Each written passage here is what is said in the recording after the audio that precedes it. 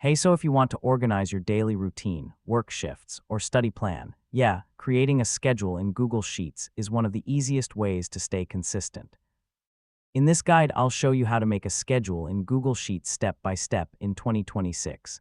First, open Google Sheets and create a blank spreadsheet.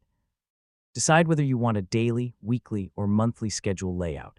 In the first column, add time slots like 6 a.m., 7 a.m., 8 a.m., and so on.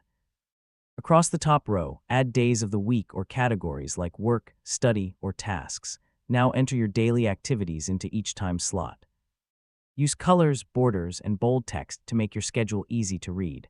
Merge cells to highlight longer events like meetings or classes. Use conditional formatting to automatically highlight important tasks. Save your layout as a template so you can reuse it every week. Keep updating your schedule daily to stay organized and productive. And yeah, that's it. That's how you make a schedule in Google Sheets and stay organized in 2026.